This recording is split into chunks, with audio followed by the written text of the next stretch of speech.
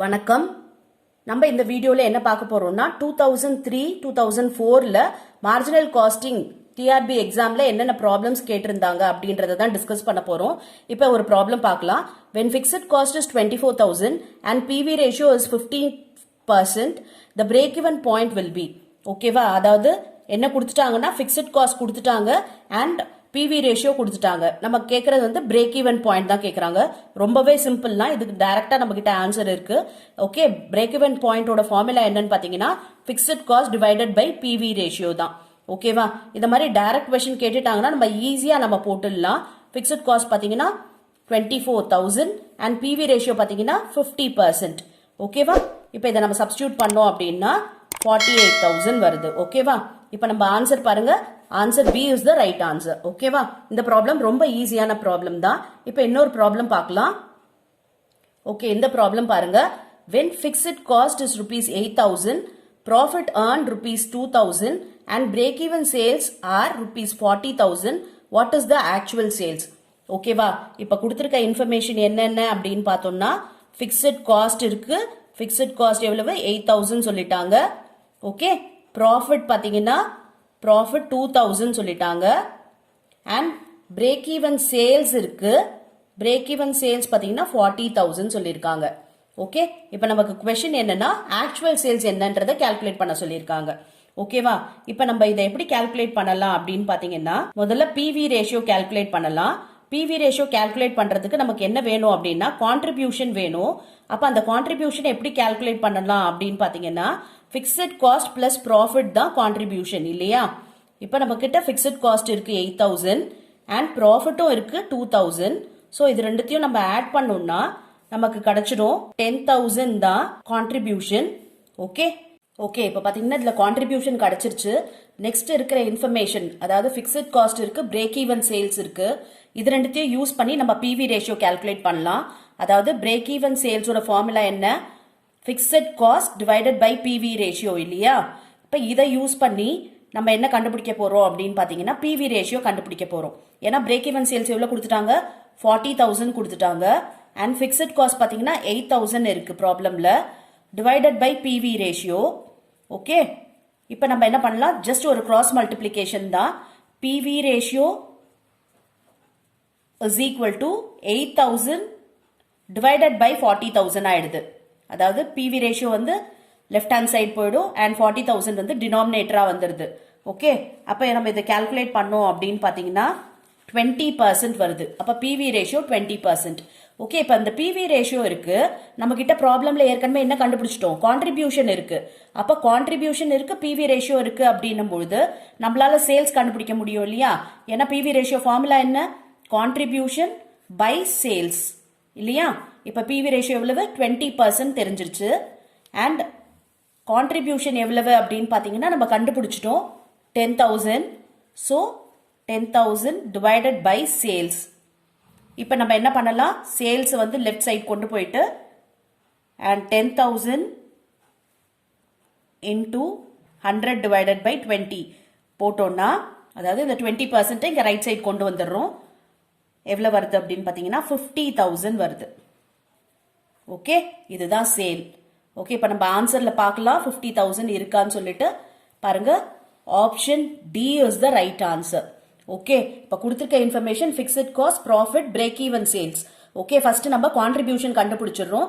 எப்படி கால்குலேட் பண்றோம் அப்படின்னா ஃபிக்ஸட் காஸ்டையும் ப்ராஃபிட்டையும் ஆட் பண்ணா நமக்கு கான்ட்ரிபியூஷன் கிடைக்குது அண்ட் பிரேக் ஈவன் சேல்ஸை யூஸ் பண்ணி நம்ம பிவி ரேஷியோ கால்குலேட் பண்ணிடுறோம் அண்ட் அந்த பிவி ரேஷியோ ஃபார்முலாவை யூஸ் பண்ணி நம்ம ஆக்சுவல் சேல்ஸ் வந்து ஒரு கிராஸ் மல்டிப்ளை பண்றது மூலமா கண்டுபிடிக்கிறோம். ஓகேவா? இப்போ இன்னொரு ப்ராப்ளம் நம்ம பார்க்கலாம். ஓகே, இப்போ இந்த ப்ராப்ளம் பாருங்க.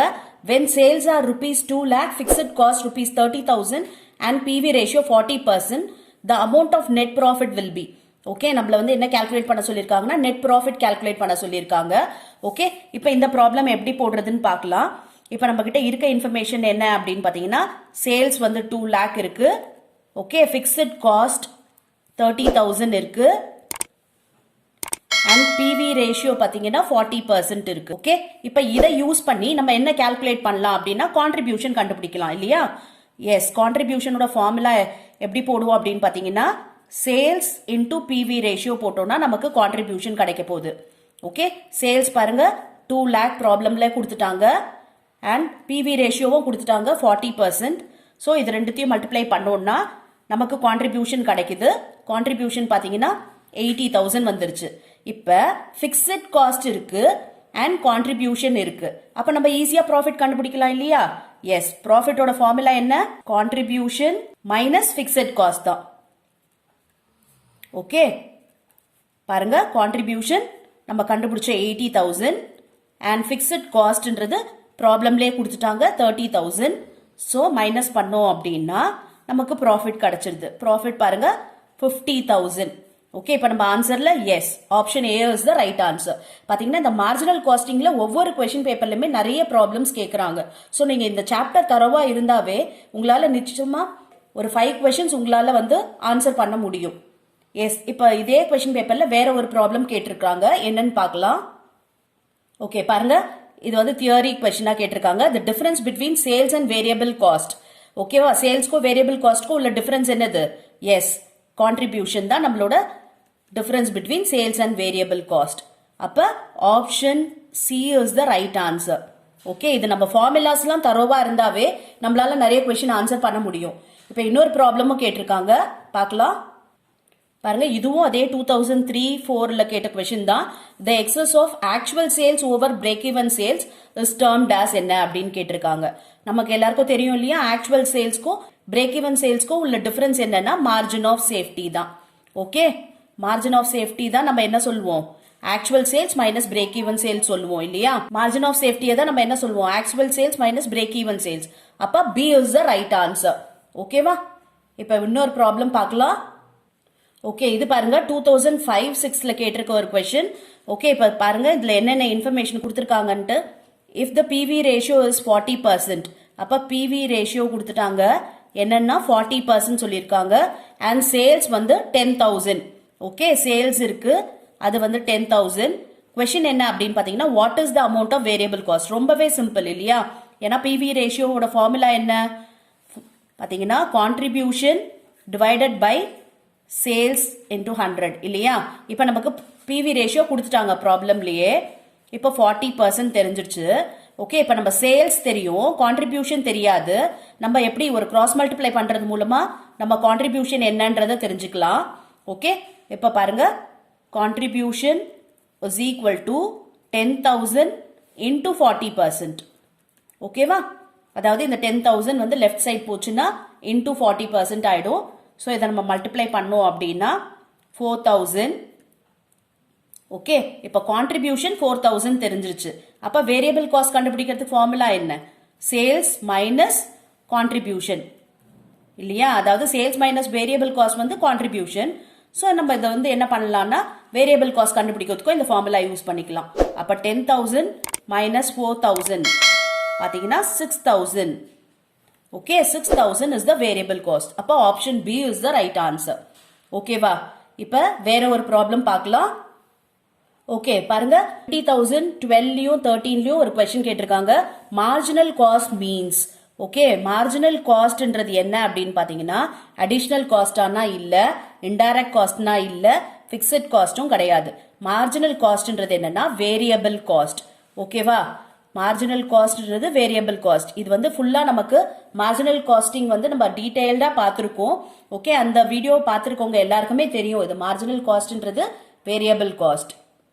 ஓகே, இந்த ப்ராப்ளம் பாருங்க. The formula for calculation of break even point in rupees. ஓகேவா, break even point in rupees கண்டுபிடிக்கிறதுக்கு ஃபார்முலா என்ன அப்படின்னு கேட்டிருக்காங்க. பிரேக் ஈவன் பாயிண்ட் கண்டுபிடிக்கணும்னாவே பிக்ஸட் காஸ்ட் தான் நமக்கு தேவை.